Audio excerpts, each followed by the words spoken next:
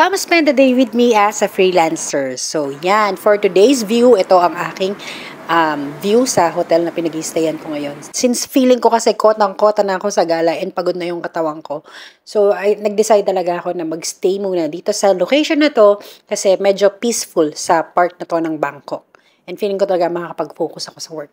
So, since maaga nga ako nagising, so nag-breakfast na ako, and then after ng breakfast, diretso sa meeting, tapos, ayan, nag-prepare ako to work the other task naman para sa iba kong client. So, medyo focus muna ako sa work, and then, mga around 4 p.m. na ulit ako lumabas niyan.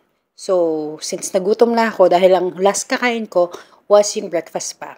So, naisip ko, mag-tain muna sa labas. Though may cafe naman sa baba, and then may restaurant din, pero may, gusto ko lang kasing kumain ng mga light meals. So, nag-decide ako na pupunta ako ng 7-Eleven.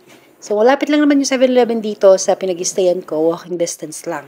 So, yan, samahan niyo ako magpunta ng 7-Eleven. Though, ang init-init dito, yun minsan nakakatamad lumabas. Kaya sabi ko talaga, hindi ako gagala today. Mag-work lang ako. Though, pagka nasa Pinas naman ako or nasa bahay lang, ganun din naman talaga. Minsan lang ako lumabas. Tapos, kapag nakafocus talaga ako sa work mode lang talaga. And then, after ng work, papahinga or manunod ako ng movie or magbabasa ng book. So, ayan, narating ko ang 7-Eleven. Pandalas ako ng lakad dyan kasi kainit.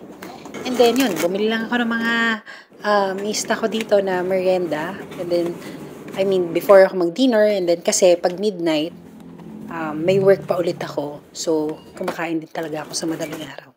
So, yan naman, ilalagay ko lang sa ref. So, ayan, nakabili na ako. Siyempre, balik agad sa hotel. Aring pinag-stay ako ngayong hotel ay medyo malayo siya sa shopping area or sa city center ng Bangkok. So, malayo siya sa mga party-party. And nag-decide talaga ako na gusto ko mag-stay naman dito. Kasi nung una, doon ako sa mismong city center talaga. Feeling ko nga, pagod na yung aking katawang lupa. Gusto kong mag-focus muna sa work. So, yun, almost midnight na nung nakarating ako din kagabi. And pandalas din ako dahil galing ako din sa 7-Eleven. Medyo madilim yung daan paggabi. Pero safe naman. So, yun nga, after ko makapamili sa 7-Eleven, makapamili ka, alam mo naman daming binili. Yun, nilagay ko lang naman sa ref para nga may stock ako ng merienda and midnight snack mamaya. Kasi, after ko mamili na ako naman ay iidlip dahil mamaya ay may tatapusin pa akong travel and tour website para sa isa ko namang client.